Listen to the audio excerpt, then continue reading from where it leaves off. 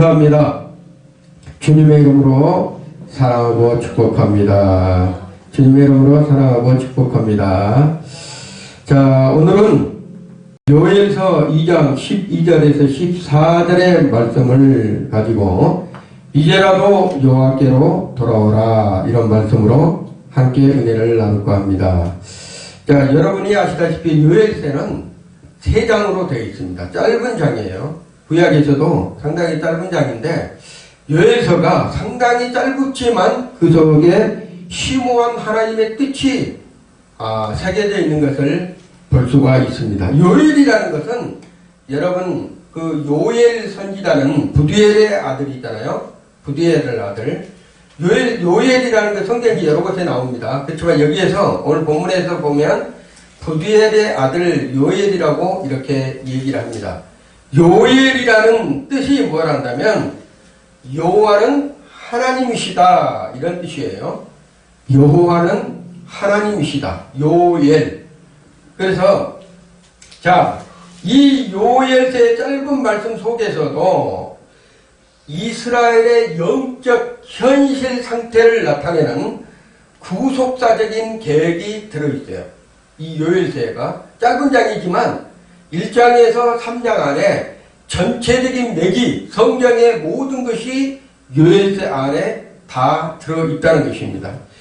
요엘서 1장에 여러분이 보면 짧은 이 3장을 여러분이 집에 가서 한 번 더 자세히 한번 읽어보고 묵상해 보시길 바랍니다.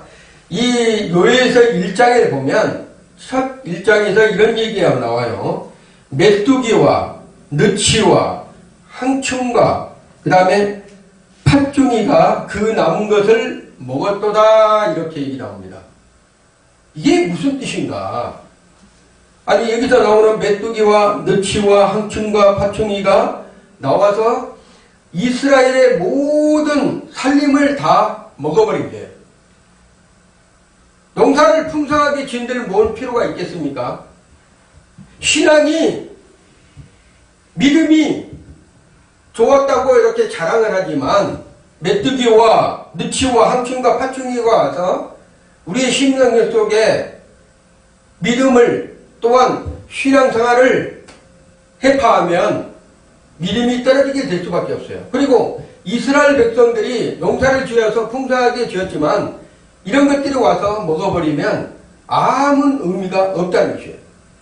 여러분이 신앙생활 열심히 하고 고난 중에서도 승리하고 인내하면서 오래 참으면서 신앙생활을 했는데 이러한 것들이 오게 되면 우리의 심령에 또 신앙생활에 막대한 지장들이 있게 된다는 거예요. 여기서 메뚜기는 히브리어로 아르베라는 거예요. 아르베. 이 아르베는 무리를 지어서 다닌다는 얘기예요. 이 메뚜기는 혼자 다니는 것이 아니에요. 이스라엘에 농사를 지으면 이게 한 번에 수많은 메뚜기 와서 거기에 농사철에 있는 모든 것들을 싹 갉아먹어요. 그래서 황폐하게 만드는 것이에요. 황폐하게.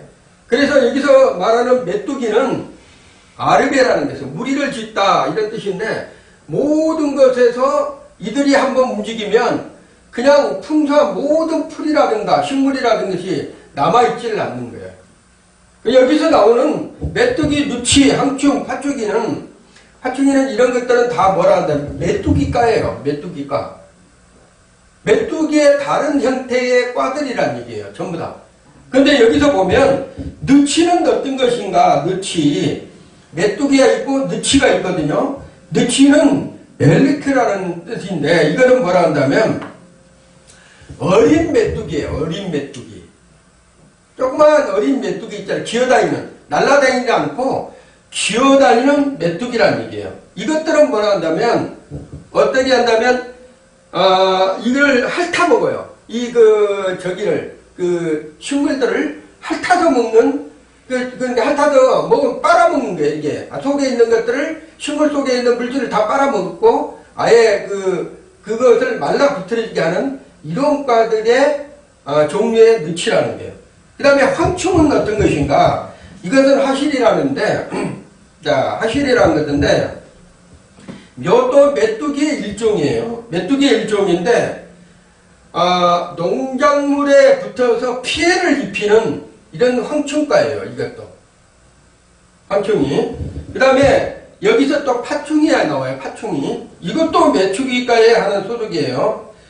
이거는 성숙되지 못한 메뚜기인데, 여러분들 보면 메뚜기가 여러가지 형태를 나타낸대요. 이것은, 파충이는 뭘 하고 있다면 식물들이 이렇게 자라잖아요. 이거를 잘라요.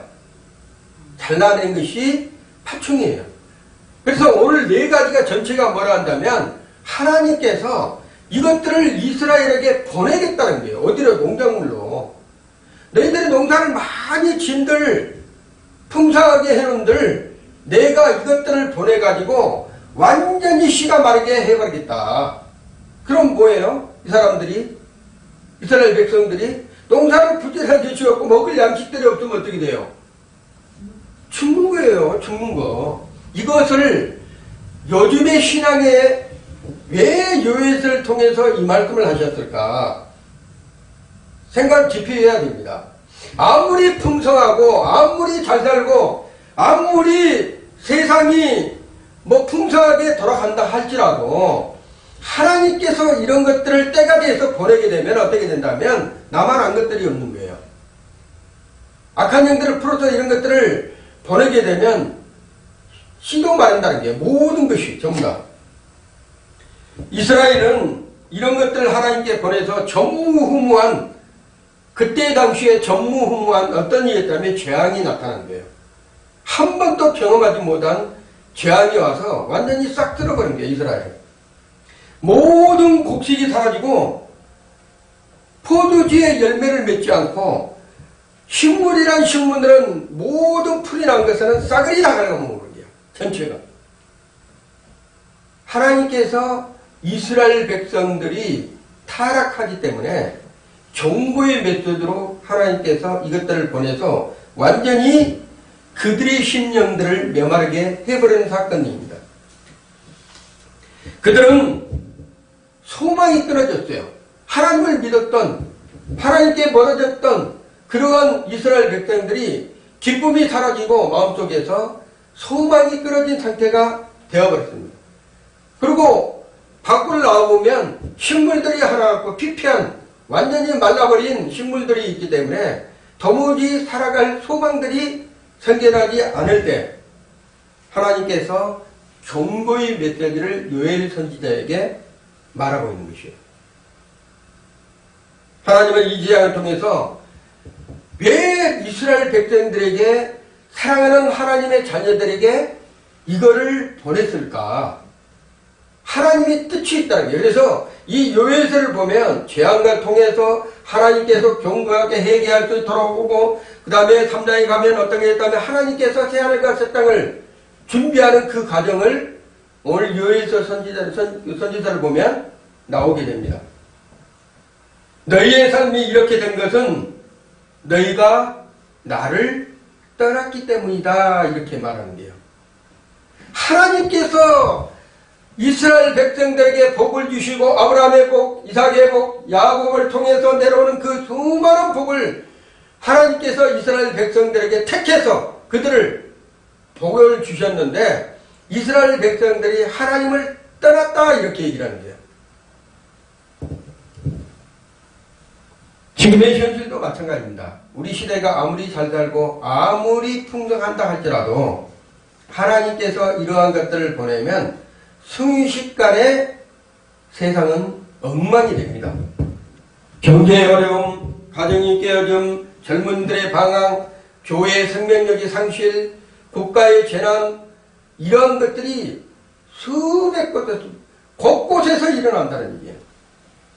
경각심을 가질 때가 되었다는 것입니다. 하나님의 메시지는 그냥 메시지가 아닙니다. 하나님께서 말씀하시면 이루신다는 것이에요. 이 모든 것은 어쩌면 하나님께서 믿음의 사람들한테, 믿지 않는 사람들은 그 뜻이 무엇인지를 몰라요. 하나님께서 그런 것들을 보낼 때 이게 뭔가 우연찮게 이런 일이 생겼구나, 이렇게 생각할 수도 있어요.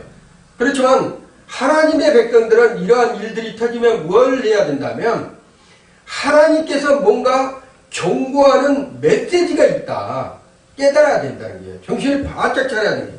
하나님께서 사인을 주실 때는 거기에 반드시 하나님께서 뭔가 우리에게 요구한 것이 있구나. 이것을 깨달아야 돼. 가정에서나 또한 사업장에서나 우리의 일터에서나 삶 속에서나 신앙생활에서나 모든 곳에서 하나님께서 이러한 사인들을 보낸다는 거예요.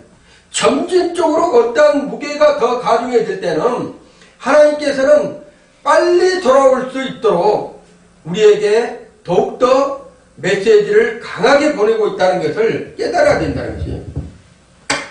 우리에게 회복을 주시기 위해서 먼저 깨닫게 하시는 하나님의 흔드심입니다. 흔드심, 종고라는 게요. 이스라엘 백성들은 그때 당시에 이러한 종고를 줬어도 깨닫지를 못했어요. 이들이 이게 왜 이런 일이 벌어질 수 있을까? 수많은 경험하고 수많은 일이 있었다 할더라도 하나님의 말씀이 무엇인지를 깨닫게 못하니까 선지자들을 보내가지고 하나님께서 메시지로 종고를 하는 거예요. 요엘서의 핵심의 메시지는 오늘 요엘서 2장 21절에 있습니다. 12절에 오늘 읽었던 21절이 아니라 요엘서 2장 12절에 하나님께서 이스라엘 백성들에게 메시지를, 분명한 메시지를 보냅니다. 뭐라고 한다면, 따라해봅시다. 이제라도 여호와께로 돌아오라. 너희가 그렇게 하나님을 멀게 하고 하나님의 사랑을 잊어버렸느냐? 하나님께서 그렇게 너희들에게 복을 주시고자 하고 하나님이 사랑한다고 하지만 너희들의 마음이 이미 멀어졌다는 게 하나님께서. 그래도 이제라도 이 뜻은 뭐라 한다면, 그렇다 할지라도 너희가 내게서 떠났다 할지라도 나를 버렸다 하더라도 다시 깨닫고 이제라도 여호와께로 돌아오라. 요엘 선지자가 회개하는, 2장에는 회개하는 과정을 얘기하는 게요. 요엘서 2장에는 이제는 돌아와라. 이 말씀을 통해서 우리가 영적인 하나님의 메시지 3가지를 우리가 깊이 생각해 볼 필요가 있습니다. 첫 번째로 말한다면, 하나님은 우리를 죽게 만드시 아니하고 고난을 받게 만드시지 아니하고 회개하고 돌아오기를 원하시는 하나님이시라는 거예요. 하나님께서 그러한 것들을 보낼 때는 그것을 느끼고 너희들이 그 원인이 무엇인지를 깨닫고 내게로 돌아오라. 요엘서는 요엘이 그때 당시에 백성들과 제사장들에게 선포하는 메시지예요. 이제라도 여호와께로 돌아가자. 우리가 돌아가면 하나님께서 고치실 것이다. 하나님께서 이 재앙을 멈추게 하실 것이다. 이렇게 예쳤던 선지자가 요엘 선지자예요. 오늘 요엘서 1장의 14절의 말씀을 보면 이런 말씀이 있어요. 너희는 금식일을 정하고, 요엘 선지자가 외치는 거예요. 너희는 금식일을 정하고 성회를 선포하여 여호와께 부르짖으라. 이렇게 얘기를 합니다. 하나님께 이러한 일들이 생기면 그 원인이 저 사람이 있다, 저 사람께 있다 이렇게 할 것이 아니고 내게 있다고 생각해야 돼. 내게, 우리 자신들 모든 사람들에게, 하나님의 백성들에게, 모든 사람에게 있다 이렇게 생각을 해야 돼. 저 집사님에게 있어요, 저 목사님에게 있어요, 저 사람에게 있어요, 나한테는 없습니다 이렇게 한 것이 아니라 하나님의 메시지가 경각심에 이런 사인을 줬을 때는 한 사람이 아닙니다. 모든 사람에게 얘기하는 거예요. 모든 사람에게, 하나님의 백성들에게. 하나님의 백성은 이 경각심을 내게 있다고 생각하고 하나님 앞에 부르짖어야 된다. 하나님은 이러한 단순한 재앙을 멈추신 것뿐만이 아니라 고치시는 분이라는 것을 믿어야 됩니다. 재앙을 내리신 분도 하나님이시지만 그 재앙을 멈추게 하신 분도 하나님이시라는 거예요. 근데 중요한 것은 하나님께서 전자가 뭐라 한다면, 하나님은 죄가 있으면 그 어떤 백성이라도, 그 어떤 제사장이라도, 그 어떤 선지자라도 할지라도 택한 내 하나님의 백성들을 할지라도 죄가 있으면 보지를 않습니다. 먼저 회개해야 될 것이 뭐라 한다면 하나님 앞에 온전히 마음을 찢는 회개를 해야 된다. 요에서 2장 12절에서 13절 오늘 본문에 읽었던 그 부분에서 이렇게 나옵니다. 뭐라고 나온다면 너희는 옷을 찢지 말고 마음을 찢고 너희 하나님 여호와께로 돌아올지어다 이렇게 하는 거예요. 이스라엘 백성들이 회개할 때요. 그때 당시에 죄를 뿌리면서 죄 있잖아요. 나무를 태우고 남는 그 죄를 하늘에다 공중에다 티끌을 날리면서 머리에다가 죄를 뿌리면서 옷을 찢었어요. 그때 당시에 회개할 때. 그때는 실제적으로 이스라엘 백성들은 그러한 모습으로 하나님 앞에 회개를 했습니다. 근데 우리 하나님께서는 뭐라고 얘기를 하신다면 너희가 옷을 찢지 말고 그 옷을 찢지 말고 너희의 마음을 찢으라는 거야. 마음을 찢어. 하나님 앞에 온전한 그 마음을 드려라 이렇게 뜻입니다. 마음을 찢고 너희 하나님께 여호와께로 돌아올지어다. 그러면서 말씀하십니다. 뭐라고 말씀하신다면 그분은 그 하나님은 우리를 사랑하시는 그 아버지는 은혜로우시며 자비로우시며 노하기를 더디하시며 인애가 크시다 이렇게 얘기를 하는 거예요. 하나님께서 그러한 것들을 메뚜기가를 보내가지고 모든 농작물을 해파하고 완전히 살 수 없는 그런 지경에 놓여 있지만 내 마음을 찢고 하나님 앞에 회개하고 돌아오면 하나님께서 은혜로우시며 자비하시며 노하기를 터시하시며 인애가 크신 하나님께서 모든 것을 책임져 주실 것이다 이렇게 말하고 계시는 것입니다. 여기서 말하는 옷을 찢는다는 것이죠. 옷을 찢는다. 이것은 외적인 밖에 보여지는 이 외적인 회개를 말하는 거예요. 그렇지만 하나님께서는 그 밖에 보여지는 외적인 회개를 원하신 것이 아니었다. 하지만 하나님은 말씀하십니다. 나는 형식적인 회개를 원하지 않는다. 나는 너희의 마음을 찢기를 원한다. 이렇게 말하고 있어요. 자, 어느 부흥회에서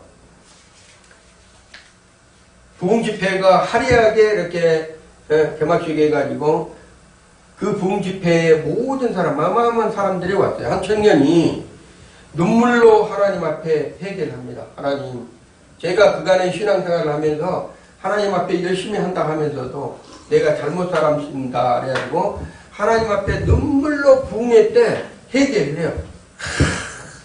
한 번만 하나님께서 제게 도와주시면 제가 열심히 해보겠습니다. 이렇게 해가지고 했는데 하나님께서 그 청년에게 하나님의 은혜를 내려주셨대요. 근데 놀랍게도 그가 세상에서 살다가 보니까 아니 물질의 축복을 받고 아니 또한 좋은 여자를 만나고 행복하게 살고 하다 보니까 뭐가 멀어집니까? 하나님의 그때 주셨던 그 은혜를 하나씩 까먹기 시작하는 거예요. 까먹기 시작하면서 어디로 간다면 세상으로 더 깊이 들어가는 거예요. 그런데 놀랍게도 얼마 가지 못해가지고 사업이 부도가 납니다.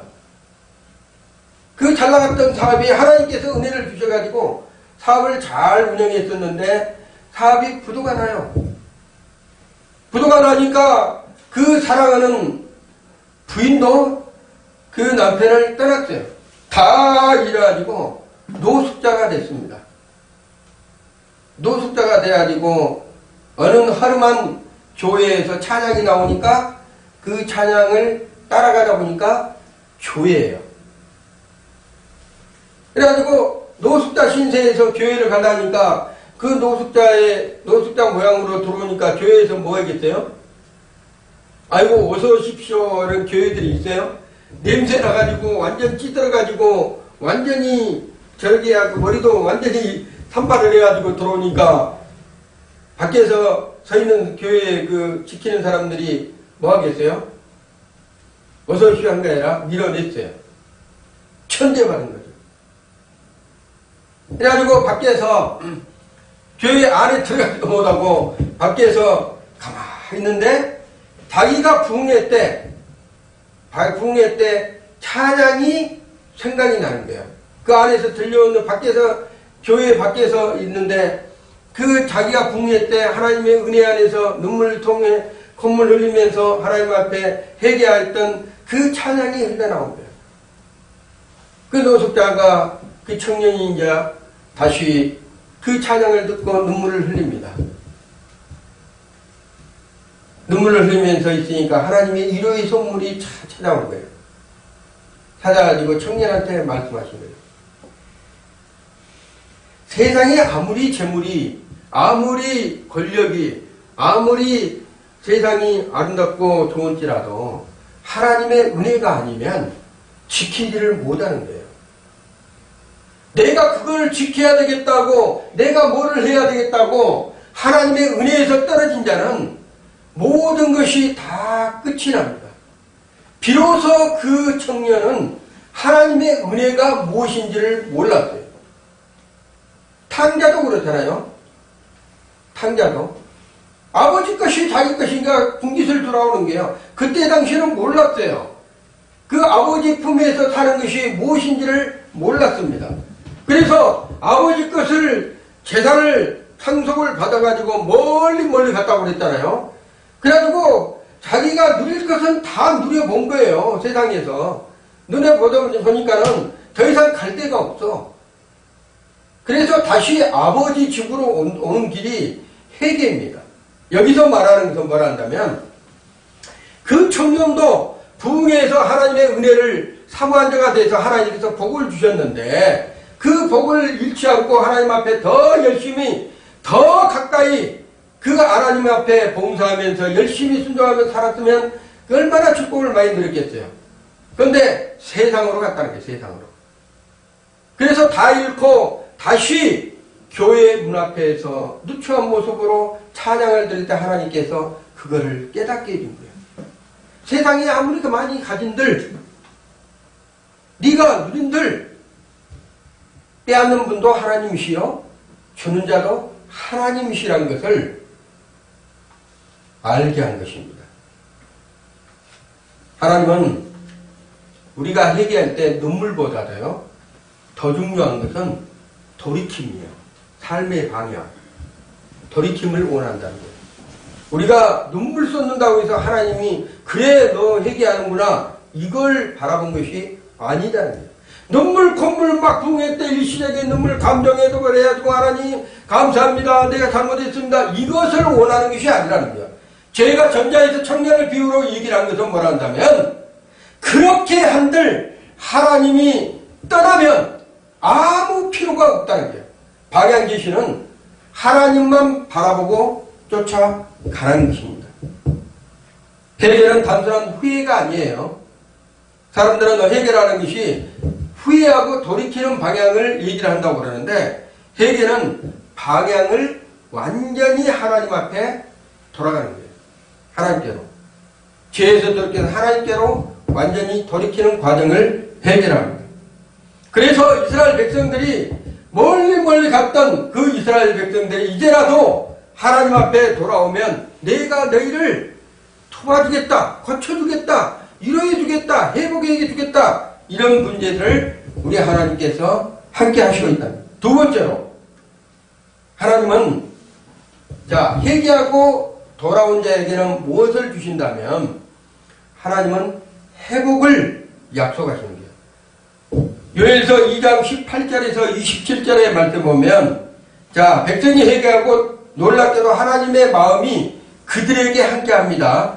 하나님께서 진노를 거두시고 하나님께서 이스라엘 백성들에게 마음을 향하는 거예요.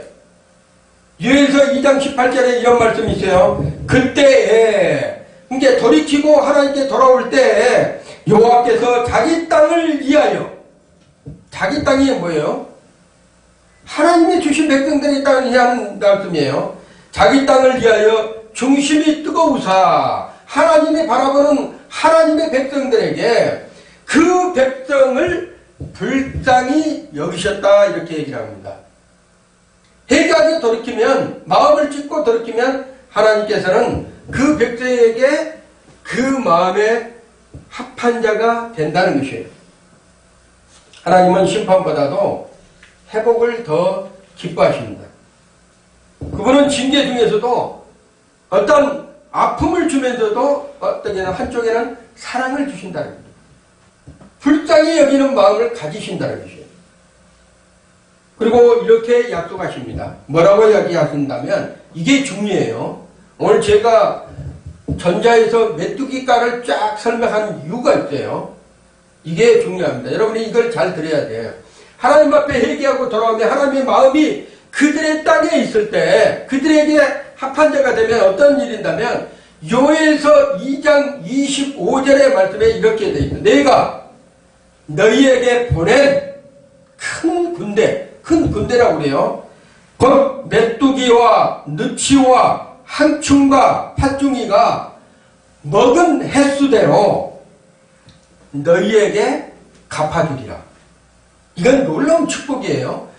그러니까 큰 군대라는 것이 하나님께서 보냈는데 너희들에게 내 말을 순종 아니하고 나를 멀리 했을 때 이런 군대가 쉽게 말하면 메뚜기나 느치나 항충이나 팥충이가 너희에게 먹은 횟수대로 1년이 됐든 2년이 됐든 3년이 됐든 4년이 됐든 10년이 됐든 이걸 우리에게 적용을 해야 되는 거예요. 신앙생활하면서 악한 영들에게 여러분의 재산이나 여러분의 하나님의 사랑이라든가 여러분의 자식들이라든가 여러분의 고통이라든가 여러분의 근심이라든가 여러분의 아픔이 10년이 됐든 20년이 됐든 30년이 됐든 50년이 됐든 이러한 모든 것들을 내가 어떻게 한다면 횟수대로 내가 다시 갚아주리라. 횟수대로 여기 나와 있죠. 먹은 횟수대로 그 악한 영들이 너희들에게 괴롭혔던 그 횟수대로 갚아준다는 것은 회복해 준다는 거예요. 갚아준다는 것은 그런 것들에게 빼앗겼던 것을 다시 내가 다 회복시켜 주리라. 이거는 하나님의 백성들에게 위로의 선물이라는 것이에요.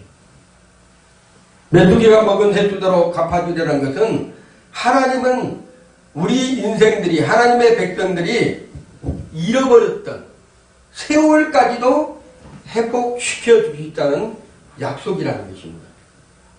여러분, 우리가 인생에서 그때 좀 잘했을 텐데 조금만 더 잘했으면 내가 참 훌륭한 사람이 됐을 텐데 이렇게 후회한 적도 있을 거예요.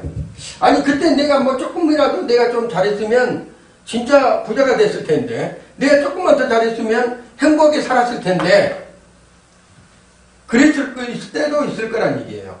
근데 염려하지 말라는 얘기예요. 우리 하나님은 과거의 하나님이 아니에요. 지금 여러분의 삶 속에 현재의 하나님이시라는 거예요. 그래서 과거 한때 내가 잘못해갖고 하나님 앞에 불순종해가지고 모든 걸 빼앗겨버린 거 있잖아요. 악한 일에 내가 부도났다, 내가 잘못 살았다, 내가 후회한다, 그때 이 당시에 조금만 내가 더 했으면 좋았을 텐데 이러한 부분들이 있다면 믿음의 사람들은 후회하지 말라는 얘기예요. 여기서 뭐하라고 후회하지 말한다면 네가 돌이키고 내게 온전히 하나님과 나와 합한 자가 되면 그 횟수대로 내가 30년 동안 하나님 앞에 살았었는데 악한 영들에게 고통받았다면 그 30년 동안 내가 다 갚아줄게. 이러한 하나님이시라는 거예요.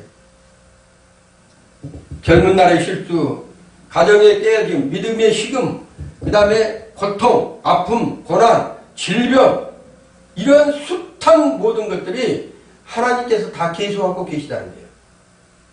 그러니까 하나도 잊어버리지 않고 하나님의 장부책에 행위록책에 다 기록하고 있다는 게 이거 기록이에요. 네가 이렇게 악한 영이 그때 당시에 내가 내게 떠나서 이런 고통을 당했느냐, 아파했느냐, 근심이 있었느냐, 어려움이 있었느냐 이걸 다 체크해 놓는다는 게 하나님께서 체크해 놓고 어떻게 한다면 내가 너를 다시 갚아줄게. 그 하나님은 현재의 하나님으로서 그 세월을, 그 아픈 세월을 빠른 시간에 모든 것을 회복시켜서 하나님께서 역사에 가신다는 것입니다.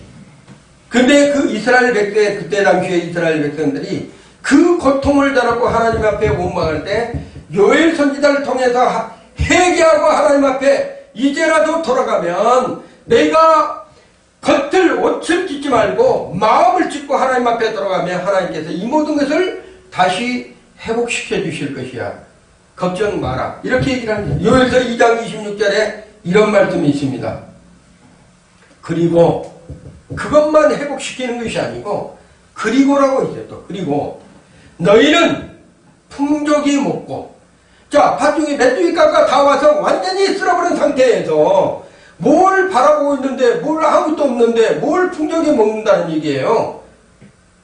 아니 그리고 이런 고통 중에 있는데 내가 하나님 앞에 무슨 찬송을 드려요. 예배를 드리고 내가 전제와 소제로 하나님 앞에 왜 내가 드려야 됩니까? 이런 것이 아니라 하나님께서 뭐라 한다면 너희들은 보이지 않지만 이미 너희에게 내가 주었다 이렇게 얘기하는 거예요. 너희는 풍족이 먹고 여호와의 이름을 찬송하게 할지다 이렇게 얘기를 하는 거예요. 이스라엘 백성들에게 우리 하나님께서는 큰 회복을 주시겠다는 것을 약속하신 거예요. 지금 회복은 단지 물질만이 아니었어요. 회복은 모든 것을 회복시켰다는 거예요. 예배의 자리, 기쁨의 자리, 감사의 자리, 영광의 자리, 하나님의 모든 것들을 다 한꺼번에 내가 회복시키겠다. 너희가 잊어버렸느냐 가정에서, 너희가 회사에서 잊어버렸느냐, 너희의 삶 속에서 잊어버렸느냐, 빼앗겨버렸느냐, 내가 다 회복시켜줄게. 그런 하나님이라신 것을 여러분이 믿으셔야 돼요. 회복은 사람이 하는 것이 아니에요. 내가 열심히 한다고 해서 하나님께서 회복시키는 게 나는 그냥 돌아가면 되는 거예요. 너희로 돌아간다면 하나님 앞에 온전히 목숨을 다하고 뜻을 다하고 그 다음에 힘을 다하고 정성을 다해서 아버지 앞에 나가면 그 아버지는 내가 그 자리에 회복시켜줄게. 그 아버지가 하는 거예요. 신앙의 열정이 식은 가정, 상처내에서 멀어진 부부, 비전이 사라진 청년들, 앞이 캄캄한 사람들, 질병 등의 고통이 있는 사람들, 그 다음에 파산으로 이어가는 국가, 전쟁과 고통 중에 사는 모든 그런 민족들, 우리 하나님께 돌아가면 하나님께서 순식간에 회복을 시키겠다는 거예요. 내가 너희에게 이런 횟수대로 갚아주리라. 이건 중요한 거예요. 하나님께서 이러한 약속도 있었구나. 몰라요. 우리는 그냥 하나님 복을 주시옵소서, 하나님 물질이 필요합니다. 물질 주시옵소서, 하나님 건강이 필요합니다. 건강 주시옵소서, 이렇게만 기도하지. 아니 우리가 잃어버린 30년, 여러분이 인생의 사람 가정 있잖아요. 30년이면 30년, 50년이면 50년, 70년이면 70년, 그 횟수들은 내가 다 갚아줄게. 저 모든 것을 다 갚아줄게. 이렇게 하나님께서 하신다는 거예요. 놀라운 것은요, 이 횟수대로 갚아주는 이스라엘 백성들은 하나님께서 또 말씀하십니다. 세 번째로, 이것만 내가 갚아준 것이 아니라 너희들 인생에 새로운 시대를 열어줄게. 요엘서가 이게 참 의미가 있는 거예요. 새로운 시대를 내가 열어줄게 하면서 요엘서 2장 28절에서 3장 21절의 말씀이 딱 가득 차 있대요. 뭐라고 된다면 요엘서 2장 28절에는 이런 말씀이 있대요. 절정에 이르는 하나님의 약속의 선물이에요. 이게 뭐라 한다면 그 후에 너희들은 그런 후 있잖아. 내가 약속한 후에 어떤 일이 벌어진다면 내 영을 만민에게 내가 부어주리니 너희 자녀들이 장래 일을 말할 것이며 너희 늙은이들은 꿈을 꾸는다. 이렇게 얘기를 하는 거예요. 이것이 언제 일어났다면 신약에 와서 예수님이 이 땅에 오시고 그 예수님을 통해서 모든 죄가 사함받고 그 예수님을 믿는 하나님의 백성들에게 오순절 날 마가의 다락방에서 하나님의 약속이 이루어진 사건입니다.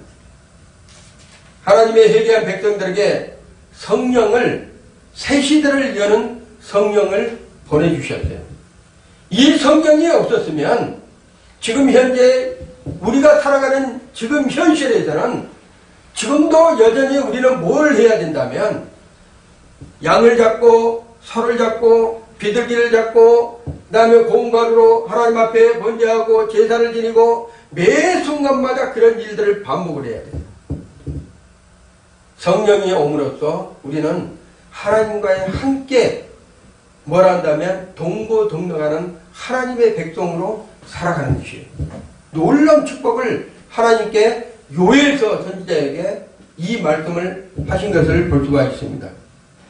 성령은 하나님의 새 역사, 하나님께서 계획하시는 새롭게 계획하시는 한 번도 체험하지 못한 구약시대의 하나님의 6천년 역사에 4천년 역사에 한 번도 경험하지 못한 일이 언제 일어났다면 하나님의 요엘 선지자를 통해서 내가 만민에게 내 영을 하나님의 영을 내가 보내주겠다 약속한 분이 요엘 선지자에게 말씀하십니다. 요엘 선지자 2장 32절의 말씀을 보면 이런 말씀입니다. 누구든지 여호와의 이름을 부르는 자는 구원을 얻으리라. 어디서 많이 듣던 소리잖아요. 여러분이 성경에서 보면 어디서 많이 듣잖아요. 누구든지 예수 이름을 부르면 뭐예요? 구원을 얻으리라. 요엘 선지자에서 나왔어요. 이 말씀이 누구든지 여호와의 이름을 부르는 자는 구원을 얻으리라.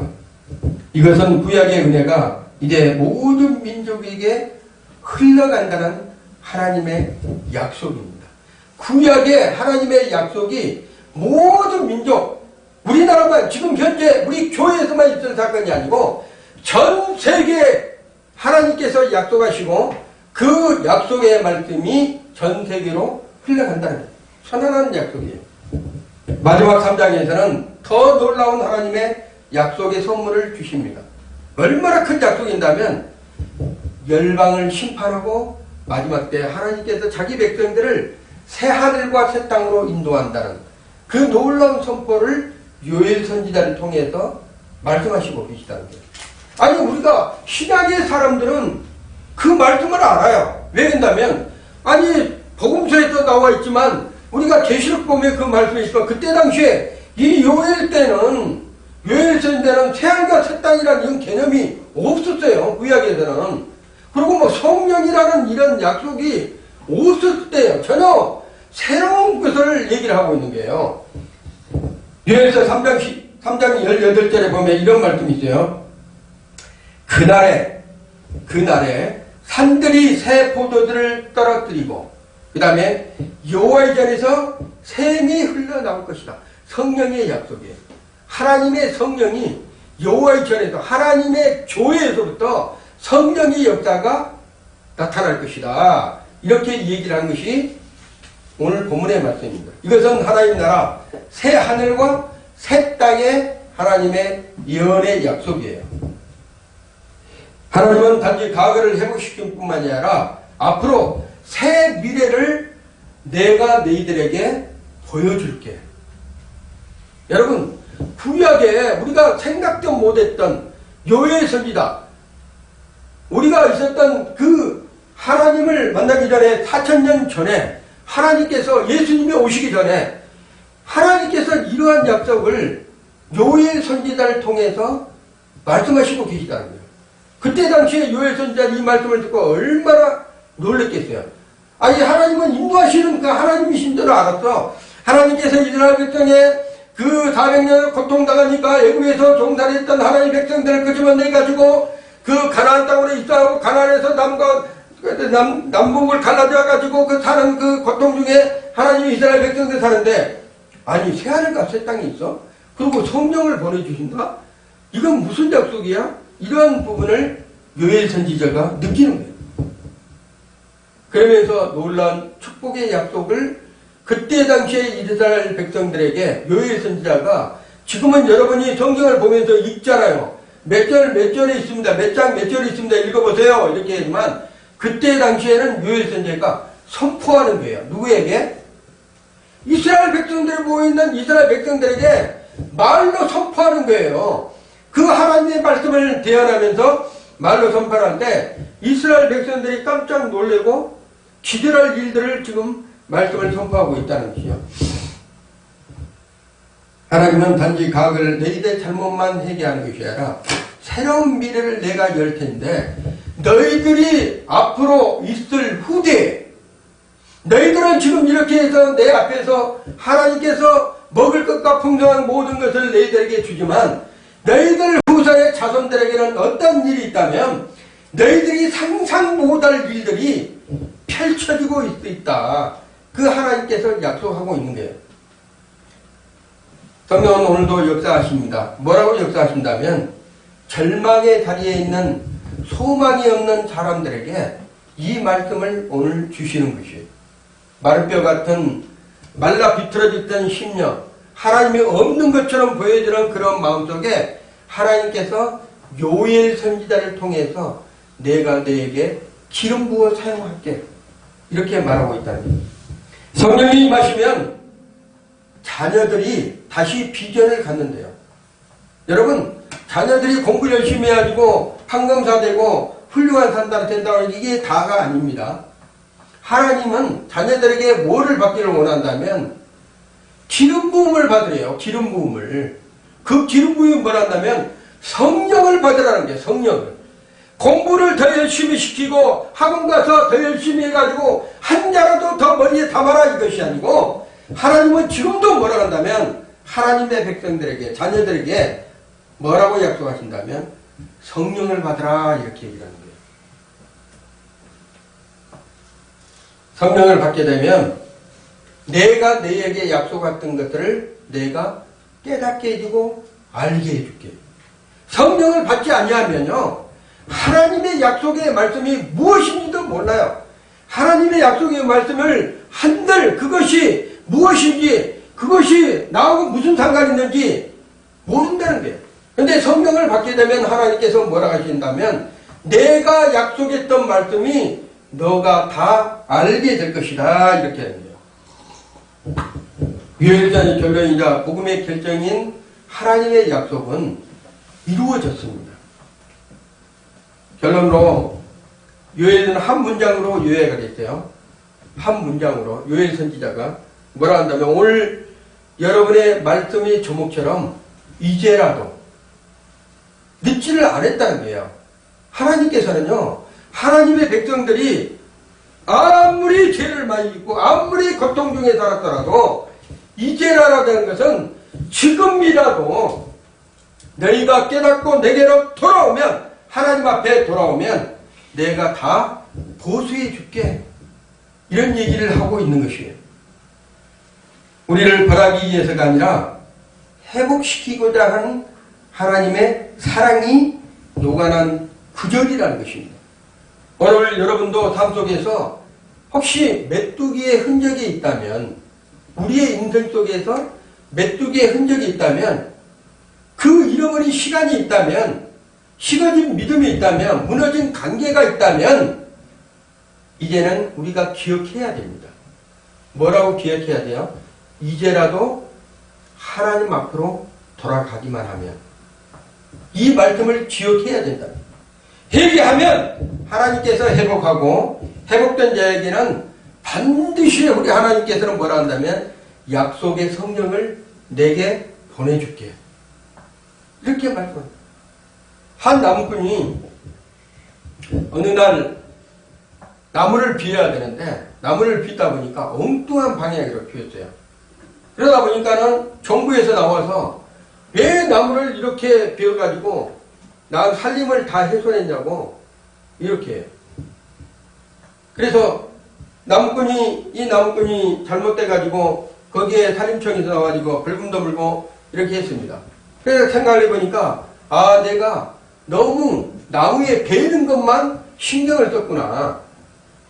나무를 베는 것만 신경을 쓰는 거예요. 여러분 이걸 잘 인식을 해야 됩니다. 신앙생활에 하나님 앞에 내가 요구한 것만 받아들이는 건 안 된다는 거예요. 내가 필요한 것만 하나님께 막 구하고 이렇게만 안 된다는 거예요. 이 나무꾼이 그 험한 산 좋은 산을 베는 것만 나무만 베갖고 파는 것만 정신을 사다 보니까 살림이 훼손됐어요. 그래서 돈을 깨닫고 나서 돌이켜서 방향을 돌이키고 나서 뭐를 했다면, 이 나무꾼이 뭐를 했다면, 나무를 심기를 시작했습니다. 나무를 다시 심기를 시작했어요. 그러니까 한쪽은 내가 나무를 비더라도 한쪽에서는 뭐가 있어요? 나무가 다시 자라는 거예요. 우리가 하나님 앞에 구할 것만 이스라엘 백성들은 필요한 거 왜 하나님 안 주시해요? 이스라엘 백성들 그때 당시 그런 게요. 농사가 잘 돼가지고 물이 많아가지고 농사 잘 때 우리 잘 먹고 잘 살면 하나님 우리가 예배도 잘 드리고 우리가 하나님 앞에 순종했으니까 하나님 앞에 우리가 소제도 번제도 드릴게요. 이것만 했다는 거예요. 근데 하나님은 그것만 원하는 것이 아니었다는 거예요. 방향 제시를 원한 거예요. 너희가 겉에서만 그렇게 하지 말고 진정한 나를 알아는 거예요. 진정한 나를. 하나님의 마음을 짚고 내게로 돌아와서 내가 무엇인지를 진정히 알면 너희는 방향 제시가 된 거야. 바로 그게 된 거야. 그 청년은 나무꾼은 그제야 깨달았습니다. 방향이 어떤 것인지를. 내가 잘못하면 모든 살림이 훼손된다는 거. 내가 잘못하면 하나님을 멀리 떠난다는 거. 깨달은 거예요. 하나님은 지금도 우리에게 방향을 제시하기 위해서 요구하고 계신 것이 있어요. 그 요구한 것이 뭐라면 회개를 요구한다는 거예요. 근데 그 회개가 겉에서만 회개가 아니고 마음을 찢는 회개를 원하신다는 거예요. 그 다음에 두 번째로 말한다면 하나님은 회복의 자리로 약속하겠다. 내가 마음을 찢으면 내가 반드시 회복의 자리, 그 회복의 자리는 메뚜기가 와서 너희들을 먹어버렸다면 내가 해수도록 갚아줄게. 하나님께서 잃어버린 것이 있다면 내가 다시 찾아줄게. 이게 회복의 자리의 약속이에요. 세 번째로 말한다면 하나님은 그것뿐만이 아니라 내가 새 하늘과 새 땅이라는 것은 하나님이 너하고 함께 할게. 그냥 네 속에 가서 내가 동고동락하면서 내가 영원토록 너와 함께 내가 살게. 성령을 부어주시겠다. 이 요엘 선지자는요, 여러분이 요엘서를 읽어보면 감동이 너무 됩니다. 깊이 들어가 보면 요엘 선지자를 통해서 하나님이 우리에게 약속하신 놀라운 축복이 있는 거예요. 너희가 이제라도 내게로 돌아오면 마음을 짚고 여호와께로 돌아오라. 그분은 은혜로우시고 자비로우시며 노하기를 더디하시면 이래가 크시도다. 여러분, 이제 우리라도 돌아가야 됩니다. 한국 교회라도 돌아가야 되는 거예요. 그래야지만 전 세계 교회가 살아갈 수 있어요. 교회가 살아간다면 한 사람이라도 내가 돌아가야 돼요. 그래야지만 교회가 살 수 있고 한국 교회가 살 수 있고 전 세계 교회가 살 수 있는 거예요. 절망 대신 하나님은 소망으로 바꿔주십니다. 두려움 대신 하나님은 믿음으로 바꿔주신다. 타락한 세상 속에서도 거룩한 회개의 삶으로 살 수 있도록 하나님께서 약속해 주신다는 거예요. 마지막에 요엘선자 3장 21절에 이렇게 말씀을 하고 마칩니다. 요엘선자가 마지막 말씀처럼 여호와께서 시온에 거하시리로다. 하나님은 결국 그분의 백성과 함께 계신다는 것을 말하고 있는 거예요. 내가 떠나가지도 않고 내게 멀어지지도 않고 시온이라는 것은 그죠? 하나님이 계신 것을 그런 게요. 하나님이 계신 것. 내가 여호와는 시온에 계신다는 것은 하나님은 멀리 가지지 않고 우리 백성들하고 하나님의 백성들하고 늘 함께 하겠다는 그 하나님의 약속을 여러분이 믿으셔야 돼요. 그래야지만 진정한 하나님의 백성으로 다시 태어나서 하나님 앞에 온전히 쓰임받습니다. 그 하나님은 지금 요즘에 뭐하고 계신가 이렇게 생각하시겠지만 지금 나와 함께 하고 있다는 것. 가장 가까이에서 나와 함께 하고 있다는 것을 절대 잊지 말고 끝까지 승리하시는 믿음이 되시기를 예수 이름으로 축원합니다.